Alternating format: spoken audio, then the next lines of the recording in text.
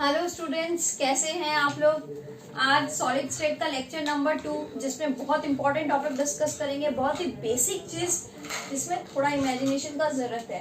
तो let's start with this topic. इस topic का नाम है आपका crystal lattice and unit cell. Crystal lattice and unit cell. तो ऊपर हेडिंग दीजिए आप, unit cell and crystal lattice. तो देखिए, आप मुझे ये बताइए कि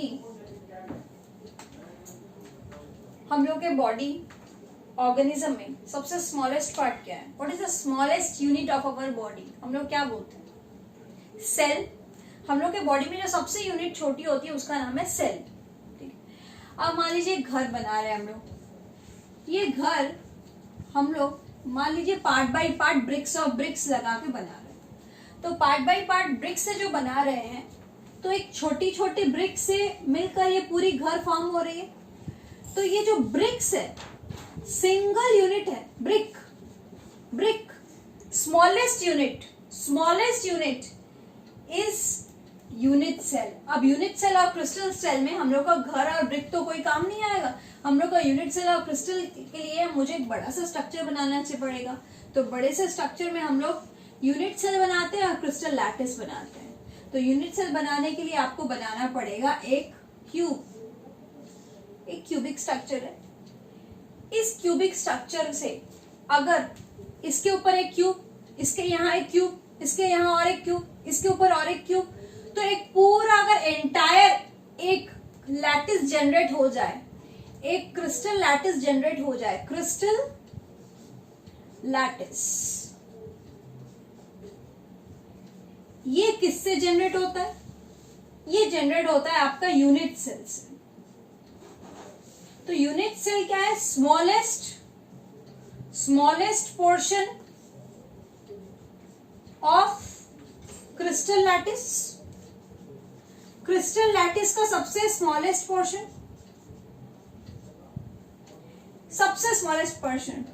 विच व्हेन रिपीटेड, जब बार बार इसको रिपीट करेंगे, विच when repeated generates the entire lattice. कि बार बार उसको जनरेट करेंगे तो पूरी लैटिस मिल जाएगी। एक स्मॉलेस्ट पोर्शन है क्रिस्टल लैटिस में, एक स्मॉलेस्ट पोर्शन है जिसको हम लोग बार बार अगर जनरेट करेंगे तो पूरी की पूरी हम लोगों को क्या मिल जाएगी? जिसको बार बार हम लोग रिपीट करेंगे तो क्रिस्टल लैटिस बनेगा। और एक यूनिट को हम लोग बोलेंगे यूनिट सेल। सिंगल यूनिट को हम लोग बोलेंगे यूनिट सेल। तो this is our unit cell, smallest portion of lattice. Okay, तो यूनिट सेल का डेफिनेशन क्या है आपका? स्मॉलेस्ट पोर्शन हो गई किसकी? क्रिस्टल लैटिस की। स्मॉलेस्ट पोर्शन हो गई पूरी क्रिस्टल लैटिस की। विच व्हेन रिपीटेड, अब इसको बार बार रिपीट करेंगे। किधर रिपीट करेंगे? लेफ्ट, राइट, ऊपर। ठीक है, तो एवरी डायरेक्शन में अगर मैं इसको रिपीट करूं, बार बार इसको रिपीट करूं, in all direction we get the whole lattice, पूरी लैटिस मिल जाएगी। तो यूनिट सेल समझ में आया। अब ये क्रिस्टल लैटिस, ये वर्ड कहां से आया? Crystal lattice. तो देखिए, क्रिस्टल लैटिस का मतलब क्या? क्रिस्टल लैटिस का मतलब crystal system, this is crystalline solid. हम लोग सॉलिड कौन सा पढ़ रहे हैं? हम लोग सॉलिड को दो भाग किए थे लास्ट क्लास में। सॉलिड को हम लोग दो भाग किए थे। एक तो क्रिस्टलाइन सॉलिड किए थे और एक एमरफस सॉलिड किए थे। ठीक है, तो क्रिस्टलाइन सॉलिड से आता है crystal word, that is crystal solid. ठीक है, जिस सॉलिड में एटम्स रेगुलरली अरेंज्ड है, जिस पोर्शन में, जिस लैटिस में एटम्स रेगुलरली अरेंज्ड है कि यहाँ पे एक एटम, फिर ये एक एटम, फिर यहाँ पे एक एटम, एटम। तो मैं यहाँ एक लैटिस सिस्टम बना रही हूँ। मान लीजिए मैं एक लैटिस सिस्टम बना रही हूँ। ये मेरा एक एंटायर लैटिस है जिसमें एटम्स हर एक रेगुलर इंटरवल के बाद रिपीट हो रहे हैं। तो इसी सिस्टम को, ये वाला जो मेरा सिस्टम बना है, इसको मैं बोलूंगी लैटिस। तो लैटिस is that space एक ऐसा स्पेस है, कहाँ, it is three dimensional in space, 3D structure in space, 3D structure in space, जिसमें एटम्स क्या है, रेगुलरली अरेंज्ड है, एटम्स रेगुलरली अरेंज्ड। क्रिस्टल में एटम्स आर रेगुलरली अरेंज्ड।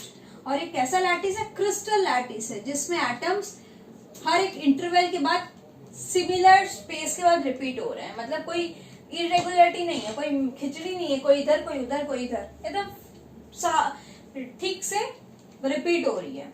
और यहाँ पे जो स्मॉलेस्ट यूनिट है, स्मॉलेस्ट यूनिट आपको ये लग रही है, तो ये जो स्मॉलेस्ट यूनिट है इसको मैं फिर क्या बोलूंगी, smallest cell, smallest unit of this. तो स्मॉलेस्ट यूनिट को मैं नाम देती हूँ यूनिट सेल, यूनिट सेल। तो this is unit cell and this is entire lattice, crystal lattice. Clear हुआ, यूनिट सेल और क्रिस्टल लैटिस। अब करना है यूनिट सेल और क्रिस्टल लैटिस का कैरेक्टरिस्टिक्स क्या है, कैरेक्टरिस्टिक्स। तो कैरेक्टरिस्टिक्स हम लोग लिखते हैं यूनिट सेल और क्रिस्टल लैटिस का। तो क्रिस्टल लैटिस क्या है, 3 dimensional geometrical arrangement in space, 3 dimensional geometrical arrangement in space of atoms which are regularly arranged, जो एक रेगुलर फैशन में अरेंज्ड है, क्रिस्टल लैटिस। तो हम लोग यहाँ पे दो चीज करते हैं कि कैरेक्टरिस्टिक्स करते हैं, characteristics of unit cell. Unit cell को हम लोग कैसे कैरेक्टराइज करेंगे, तो यूनिट सेल को कैटेगराइज करने के लिए दो पार्ट्स हैं, नंबर 1, नंबर 2। नंबर 1 हम लोग कैटेगरी करेंगे अलोंग 3 एजेस,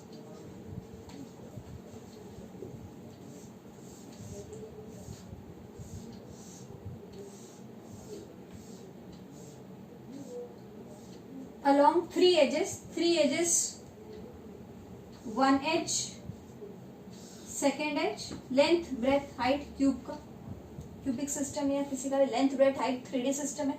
तो along 3 axes A B C, 3 axes A B C, ये ए, ये बी और ये C, okay, 3 axes and along 3 angles, 3 angles, alpha beta gamma, alpha beta gamma. A और C के बीच का एंगल गामा मान लीजिए, ए और बी और सी के बीच का एंगल बीटा और ये alpha, alpha beta gamma, alpha beta gamma. तो 3 एंगल्स अल्फा बीटा गामा, किस किस के बीच में, अल्फा किसके बीच में है, बी और ए के बीच में, b and a, comma, beta किसके बीच में है, बी और सी, और गामा किसके बीच में, ए एंड सी। तो ये 3 एंगल और 3 एजेस। तो इसके टोटल कितने पैरामीटर हुए, तो यूनिट सेल के टोटल 6 पैरामीटर हुए, 6 parameter to decide unit cell. Unit cell को डिसाइड करने के लिए 6 पैरामीटर है, एक तो एजेस और एक तो एंगल, कि एजेस कैसी रहेगी और एंगल्स कैसे कितने बनेंगे। तो this is a characteristics of smallest portion of crystal lattice, smallest portion of crystal lattice, जिसका कैरेक्टरिस्टिक करें कि वो कैसा दिखने में है, उसका कैसे हम लोग, उसका एजेस क्या हो सकता है, क्या एंगल्स बन सकते हैं। Clear, this is unit cell. अब हम लोग चलते हैं कैरेक्टरिस्टिक्स ऑफ क्रिस्टल लैटिस।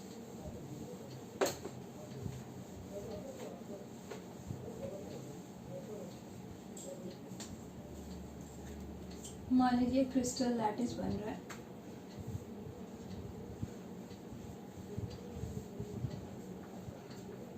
सब 3 डायमेंशनल ऑब्जेक्ट है, ठीक है। एक लैटिस है जिसमें क्रिस्टल लैटिस,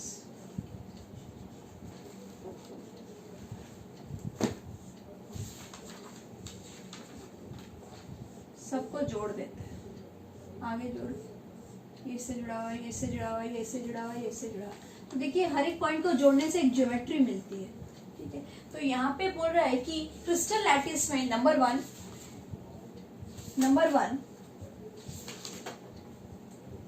ये एक एक ये जो है, ये जो हर एक पॉइंट है, ये जो हर एक पॉइंट है, हर एक जो पॉइंट है, पॉइंट, इस पॉइंट को हम बोलते हैं lattice point. Each point in crystal lattice, Cl लिखते हैं, इस वो क्या है, इज कॉल्ड लैटिस पॉइंट. इसको हम लोग बोलते हैं लैटिस पॉइंट या लैटिस साइट. लैटिस पॉइंट या lattice site, SIT, lattice site. Number 2, अब ये पॉइंट है क्या? पॉइंट कुछ नहीं, एटम्स, मॉलिक्यूल्स है या आयंस है, यानी कंस्टिट्यूएंट्स पार्टिकल है, पार्टिकल है. तो what are this point? Points are constituents particle, constituent particles. अब ये कंस्टिट्यूएंट पार्टिकल क्या होता है, ब्रैकेट में कर देते हैं. एटम हो सकते हैं, आयन हो सकते हैं, मॉलिक्यूल हो सकते हैं, एनीथिंग, कुछ भी हो सकता है. ठीक है, तो एक क्रिस्टल लैटिस में पॉइंट्स को हम लोग बोलेंगे lattice point, lattice point, lattice point, lattice point. और एक पॉइंट का नाम है एटम, आयन, मॉलिक्यूल, कुछ भी हो सकता है. और इन लैटिस पॉइंट को अगर जोड़ेंगे, when lattice point are joint, अगर लैटिस पॉइंट को ज्वाइन करेंगे, सब लैटिस पॉइंट को ज्वाइन करने से क्या मिलेगी, एक ज्योमेट्री मिलेगी. तो when lattice points are joint we get a 3-dimensional perfect geometry. तो we get 3-dimensional geometry, fixed geometry. तो क्या क्या लिखा है इधर? एक तो लैटिस पॉइंट बोलते हैं. किसको लैटिस पॉइंट बोलते हैं? हर एक क्रिस्टल लैटिस में हर एक पॉइंट को हम लोग बोलेंगे क्रिस्टल लैटिस पॉइंट या लैटिस साइट. और वो पॉइंट है क्या? वो पॉइंट कुछ नहीं, पार्टिकल है. और वो पार्टिकल क्या हो सकते हैं? एटम हो सकता है, आयन हो सकता है, मॉलिक्यूल हो सकता है. और इन लैटिस पॉइंट को जोड़ेंगे तो पूरी एंटायर ज्योमेट्री मिल जाएगी, जिसको हम लोग कुछ भी नाम दे सकते हैं. ज्योमेट्री का नाम अभी डिस्कस करेंगे. तो यूनिट सेल और क्रिस्टल लैटिस आपको समझ में आया क्या है? यूनिट सेल तो आपका स्मॉलेस्ट पोर्शन हो गया. किसका स्मॉलेस्ट पोर्शन हो गया? ये पूरा क्रिस्टल लैटिस का स्मॉलेस्ट पोर्शन हो गया. सबसे छोटी जगह को यूनिट सेल बोलेंगे. अगर मान लीजिए यहाँ पे 1 2 3 4 5 6 7 8 9, अगर 9 बॉक्स है आपके, तो 1 box is equals to 1 unit cell. तो there are 9 unit cell here and 9 unit cell makes your entire crystal lattice. तो crystal lattice is the full structure and unit cell is the smallest, सबसे छोटी cell. और इस unit cell को जोड़ेंगे, जोड़ के क्या बन जाएगी? कैसे रिपीट करेंगे? लेफ्ट राइट, ऊपर नीचे, आगे पीछे जोड़ दो, यू गेट क्रिस्टल लैटिस. ठीक है, तो यहाँ तक क्रिस्टल लैटिस और यूनिट सेल समझ में आया होगा. यूनिट सेल क्या होता है, क्रिस्टल लैटिस क्या है?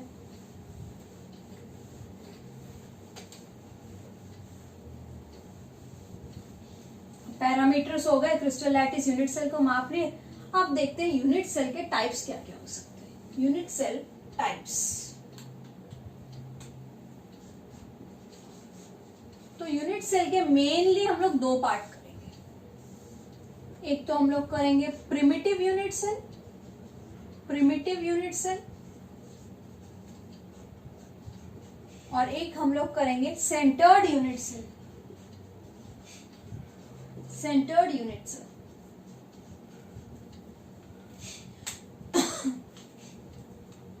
प्रिमिटिव यूनिट सेल के थोड़ी देर बाद हम लोग पढ़ेंगे कि इसके कितने सिस्टम बन सकते हैं. 3 4 5 6 7 सिस्टम्स बन सकते हैं. अभी थोड़ी देर बाद प्रिमिटिव यूनिट सेल को डिस्कस करेंगे अलग से. सेंटर्ड यूनिट सेल कितने हो सकते हैं? सेंटर्ड यूनिट सेल 3 टाइप के हो सकते हैं. एक बन सकता है आपका body centred, BCC, body centred unit cell, bracket में करते हैं BCC, body centred unit cell. एक आपका बन सकता है face centred unit cell. Okay, और एक आपका बन सकता है ECC, end centred unit cell. तो शॉर्ट नेम बहुत ही अच्छे हैं. शॉर्ट नेम क्या है? BCC, FCC, ECC, BCC, FCC और ECC। तो ये सेंटर्ड यूनिट सेल के क्लासिफिकेशन हुए।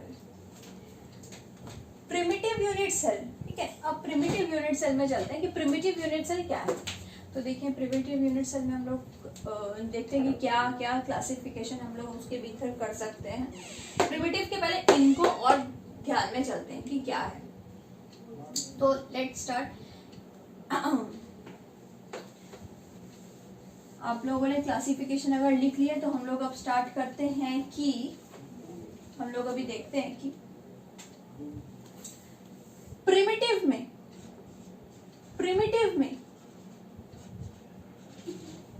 प्रिमिटिव में atoms are only at the corners. Atoms are only at the corners. Okay, अच्छा नेक्स्ट। उसके बाद है हम लोगों का BCC, body centred unit cell. हाँ, तो प्रिमिटिव में बोल रहा है कि atoms are only at the corner. तो एटम्स कहाँ रखे हुए हैं? सिर्फ कॉर्नर्स पर। कॉर्नर्स कैसे हो सकते हैं, कितने कॉर्नर्स हो सकते हैं और कहाँ रख सकते हैं हम लोग? तो प्रिमिटिव यूनिट सेल बनाते हैं। प्रिमिटिव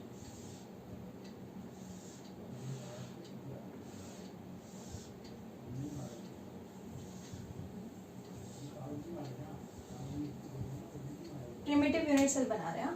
कहाँ पे एटम्स है? Atoms are only at the corner. तो ये एक लैटिस बना है प्रिमिटिव यूनिट सेल, इसमें एटम्स बना रहे हैं। कॉर्नर्स देखिए तो कहाँ कहाँ है? कॉर्नर देखते हैं। 1 2 3 4 5 6 7 8। तो how many corners are there? There are total 8 corners in a cubic unit cell. तो प्रिमिटिव हम तभी बोलेंगे कब? जब atoms are at the corner. कितने कॉर्नर्स है? 8 corners. 8 corners, 8 atoms are placed at this system. Clear? ये एटम्स हो गए। उसके बाद नेक्स्ट लिखिए BCC, बॉडी सेंटर्ड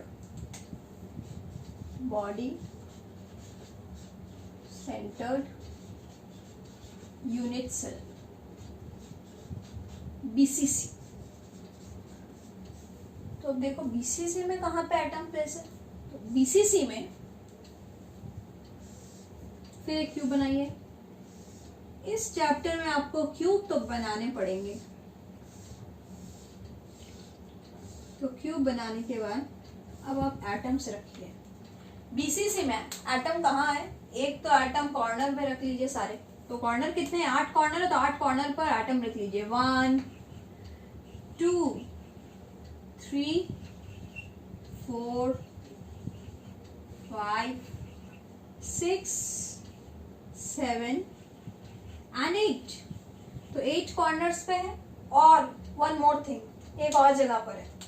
एक एटम ठीक क्यूब के ठीक बीचों बीच है, क्यूब के बीचों बीच सेंटर पे है। तो this is at the centre of body,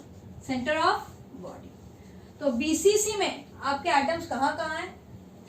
atoms are placed at 8 corners, 8 corners पर है। And one atom at body centre, body के बीच में, बॉडी सेंटर। ठीक है? तो BCC में क्या हुआ? एटम्स कॉर्नर में है और एक बड़ा सा बीच में बॉडी में है, सेंटर ऑफ बॉडी। तो this is a picture of BCC। अब आगे इसको लेके बहुत कुछ करेंगे काम। फिलहाल तो ये लिखिए BCC का कैसे स्ट्रक्चर है। इसके बाद लिखिए FCC,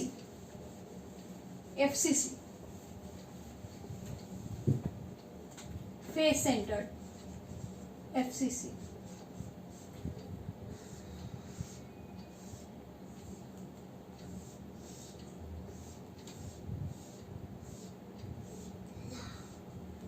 एफसीसी में फिर से 8 कॉर्नर पे लिख लीजिए एटम्स, कॉर्नर्स पे फिक्स है 1 3 4 5 6 7 एंड 8 कॉर्नर्स पर एफसीसी पे। And one more thing, and at the face, face पर भी है। तो फेस पर कहाँ कहाँ पे, टोटल क्यूब में फेस कितने होते हैं, क्यूब्स में face 1 2 3 4 5 6 faces, left right up down आगे पीछे, 6 स्पेसेस आर देयर। तो देयर आर टोटल 6 स्पेसेस। तो 6 स्पेसेस में एटम रख लीजिए। देखिए एटम मेरे साथ बनाने का कोशिश कीजिए। पहले इस स्पेस पर देख रखिए, इस स्पेस में रखिए। अगर हो सके तो 2 कलर का पेन यूज कीजिए तो और समझ में आएगा। तो सबसे पहले इधर एक एटम रखिए इस स्पेस पर 1, अब इस स्पेस पर 2 रख लिया।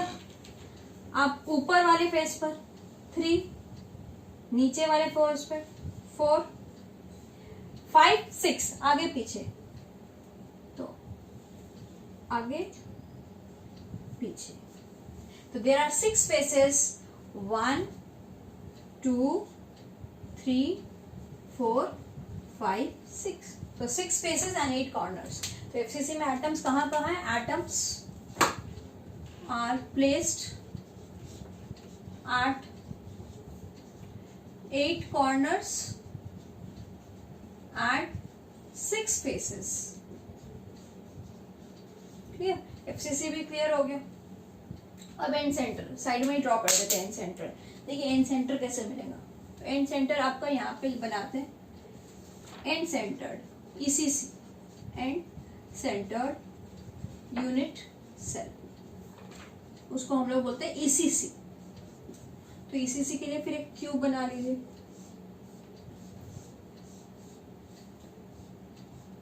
क्यूब बनाने के बाद कॉर्नर्स पर तो रख ही दीजिए 1 2 3 4 5 6 7 एंड 8। तो 8 फेस पहले कॉर्नर्स पर होगा और दो एटम आपके दो ऑपोजिट फेस पर होंगे, दो ऑपोजिट फेस पे। जैसे ऊपर नीचे दो ऑपोजिट फेस, तो एक ऊपर रख दो एक एटम, एक नीचे रख दो। तो एंड सेंटर दो एंड पर होंगे। कौन से एंड पर होंगे, इस फेस का एंड और नीचे वाले फेस का एंड। कोई भी दो फेस के ऑपोजिट में रखना है आपको, दो ऑपोजिट फेस में। तो एटम्स कहाँ कहाँ है, इसमें लिखते हैं atoms are placed at 8 corners and 2 opposite 2 atoms। कहां पे रखेंगे, 2 atoms opposite at opposite faces, opposite faces। तो आपके सारे सिस्टम हो गए। क्या क्या सिस्टम किए हम लोगों ने, एक सिंपल क्यूबिक किया, मतलब प्रिमिटिव का किया, कॉर्नर में रहेंगे। बीसीसी किया, बॉडी पर रहेगा, कॉर्नर पर रहेगा। एफसीसी किया, कॉर्नर में रहेगा और फेस 6 फेस पर रहेगा। ईसीसी किया, 8 कॉर्नर पर रहेंगे और 2 ऑपोजिट फेस पर रहेंगे। तो ईसीसी इतने सिस्टम्स किए। ठीक है, तो ये आपको समझ में आ गया। अब हम लोग मूव करते हैं कि प्रिमिटिव का और क्या क्या बन सकता है, प्रिमिटिव में और क्या क्या हो सकता है। Types of primitive unit cell. Primitive unit cell के कितने टाइप्स हो सकते हैं, प्रिमिटिव यूनिट्स के कितने टाइप्स हो सकते हैं। अभी तक हम लोगों ने क्या किया, types of unit cell. Unit cell के 2 भाग किए थे पहले, प्रिमिटिव और सेंटर्ड। सेंटर्ड के अंदर 3 आ गए कि सेंटर्ड हम लोग किसको बोलते हैं, सेंटर्ड हम लोग बोलते हैं जो कॉर्नर को छोड़ के और भी कहीं कहीं है। कॉर्नर एटम्स को छोड़ के और भी एटम्स कहीं पे है, फेस पर है तो कोई बॉडी पर है तो कोई एंड पर है, तो उसको हम लोग बोलते हैं सेंटर्ड। और प्रिमिटिव का मतलब सिर्फ और सिर्फ कॉर्नर पर, सिर्फ और सिर्फ कॉर्नर पर। अब प्रिमिटिव का क्या क्या पार्ट्स हो सकता है, तो types of primitive unit cell करते हैं। Types of primitive unit cell.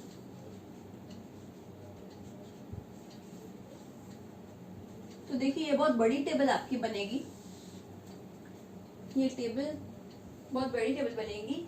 इस टेबल का एक छोटा सा स्क्रीन शॉट या फिर थोड़ा छोटा सा ये कर लीजिएगा कैसे बनेगा, और नोट्स में दिए गए नीचे जरूर से PDF डाउनलोड करके देखिएगा कि इसके एग्जांपल्स भी क्या क्या बनते हैं और ये कितने टाइप के बन सकते हैं। तो types of primitive cell total आपको 7 बनाने हैं, 1 2 3 4 5 6 and 7।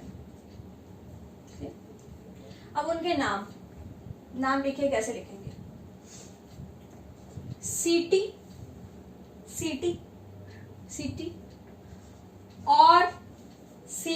और एचएमटी, इस तरह से याद कर लीजिए। सीटी और एचएमटी की पहले वॉच पहनते थे बहुत पुराने जमाने में, तो एचएमटी की वॉच की याद रखिए, सीटी और एचएमटी। और व्हाट इज दिस सीटी और HMT? C for cubic, T for tetragonal, O for orthorhombic, R for rhombohedral, H for hexagonal, M for monoclinic और T for triclinic। क्लियर? तो इस इतने टाइप के आपके प्रिमिटिव यूनिट सेल बनते हैं, सीटी और एचएमटी।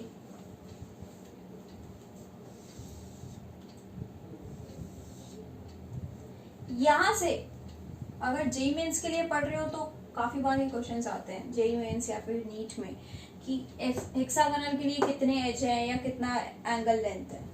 बोर्ड्स में थोड़ा डिफिकल्ट हो जाता है, तो बोर्ड्स में यहाँ से थोड़े क्वेश्चन कम आएंगे, लेकिन जेईई मेंस में तो काफी बार पूछा गया है अभी तक।